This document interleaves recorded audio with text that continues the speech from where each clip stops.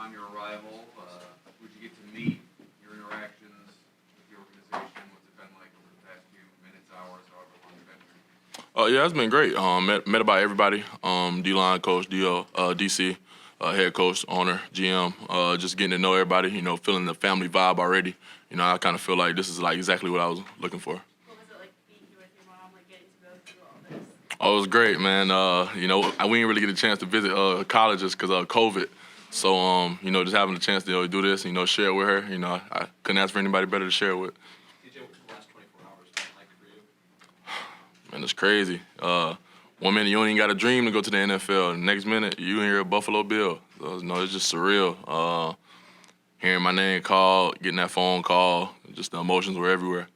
I know you've been doing a lot today, going around the building and everything, but have you been following the draft, seeing that like they've been continuing to build on defense a bit? Like, what has that been like, just watching who will be in your draft class? Yeah, I seen when they got Deion Walker. I called him immediately. Me and Deion, we grew a kind of relationship, at the Senior Bowl and the Combine. We was the first group out at the Senior Bowl, and we was like, man, could you imagine this duo? And now we getting it, and it's just crazy, how life works. And I seen my boy Tonk go, Tonka Hemingway, Cal Kennard. Just happy for them guys, man. Like, I know everything we done been through, everything they done been through, all the work we done put in just for this moment right here. One of the things that Brandon talked about yesterday was envisioning you on third down with Ed Oliver. When you start to think about what that could look like, what does it look like? I know that slide not coming my way with Big Ed over there. A lot of double teams these past few years, they all on him now. Happy to get my one-on-ones again. Playing high school basketball, how much did that help you in football? I feel like it helped a lot, actually. Just being like more athletic than guys in my position. Being able to move, laterally, vertical, wherever I got to go, whatever I got to do to get the job done. Just my hands, feeling like, dribbling the ball. I felt like something like that coordinated because I, had no technique, and my technique just kept improving every year. Did you have any offers in basketball, like early offers at your junior high school or anything? Like, College offers? yeah, so my junior year, I started talking to like some mid-major schools, just some interest they were showing in me, but like as soon as we was having conversations, like South Carolina offered me in football, and they all just told me like, you're a football player, so. So tell us a little more about that. So, like your freshman and sophomore year of high school, basketball was your number one sport, right? Yes, sir. And how did that so why didn't you start playing football till your junior year, and how did that transition all happen? Yeah, one of my best friends, Kahim Bate, he was trying to get me out there every year, from 8th grade summer to 10th grade summer, every year. Just, come on, man, you can come play football, be the difference maker on the team. And I'm like, bro, I don't even like what you mean? Like, how can I help? And I know first year they won one game, the second year they won one game, and when he got me out there, my first year playing, we won 7. And he was all in my ear like, I told you so, and I wasn't really trying to hear that, but hey, he might have told me so. So what was his name again? Kahim Bate. Kahim. Yes, sir. And how do you spell Kahim? It's K-Y-H. He gonna get mad at me if I misspell this. K-Y-H. E-I-M. I want to say E-I-M. What's his last name? Bate. B-E-D-E-T?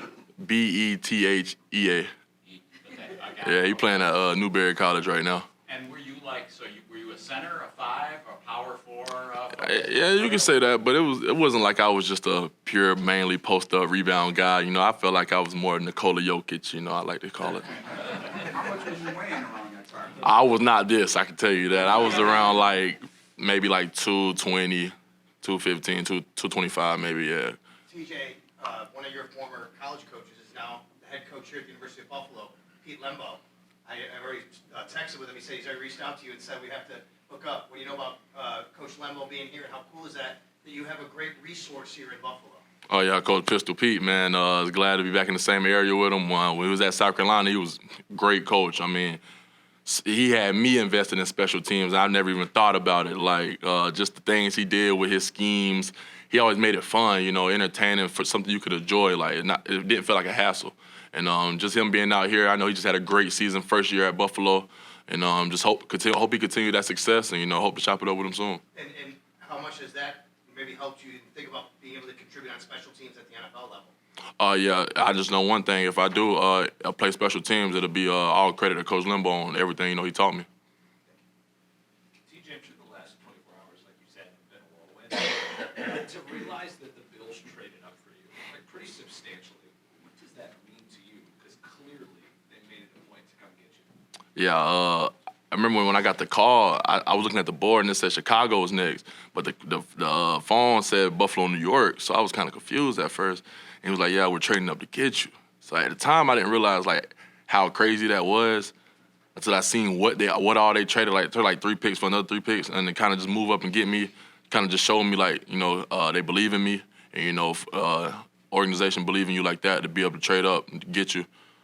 You got to repay that. Work your balls off every day. Excuse my language. Hey, TJ, a lot of guys would switch their commitment after the head coach gets fired, like in your situation. Why was it important to stick with South Carolina when they moved on the Beaver?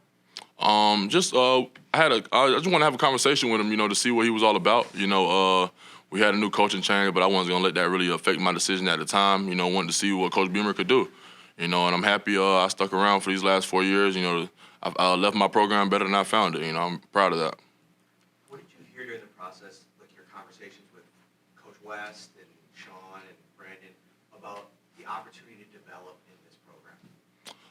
Yeah, man. For one, I know they got me around a bunch of great guys, on the D line. Just got, Dion, got Max out the draft, Landon. Just guys that I know are just ball players, hard workers, and guys that I can come in.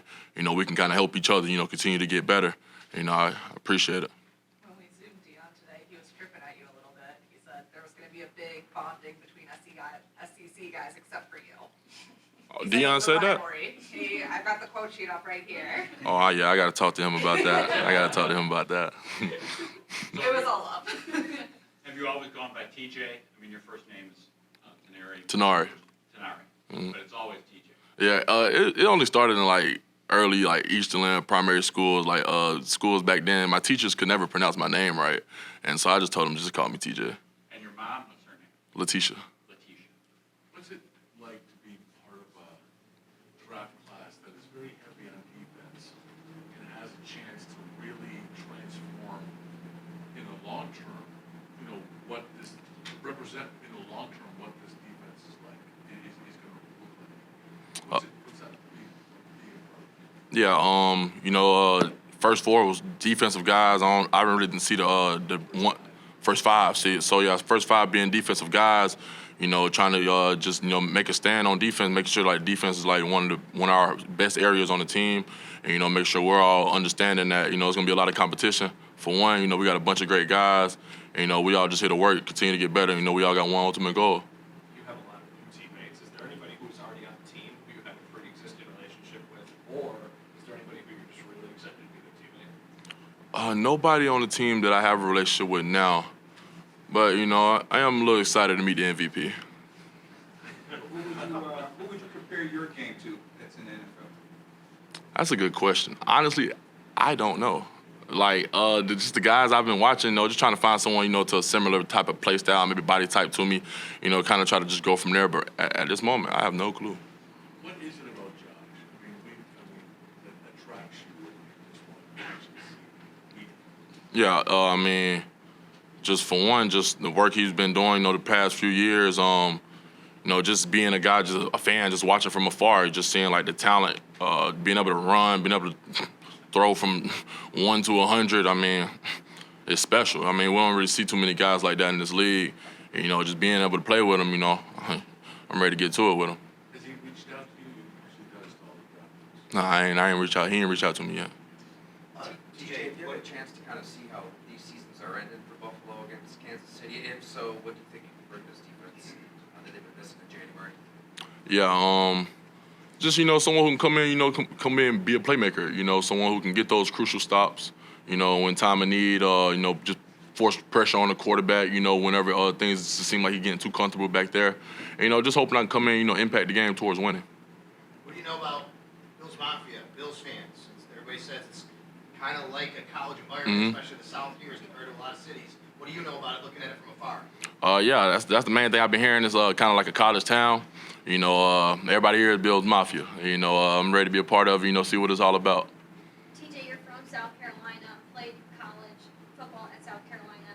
Now you moved to Buffalo. What does this next phase of your life represent? Not just as your growth as a football player, Oh yeah, it's definitely gonna be exciting, you know, to say the least. Being able to get out of South Carolina, you know, been there 21 years. Like I said, just exciting.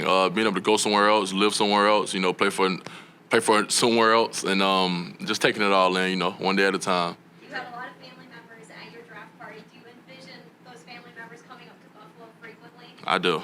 Yes, ma'am. The draft process can be so long. I mean, you start at the Senior Bowl and it kind of every step of the process. Was there anything this week thinking about what it was going to be like draft week and getting up to yesterday? Did anything surprise you? Surprised me.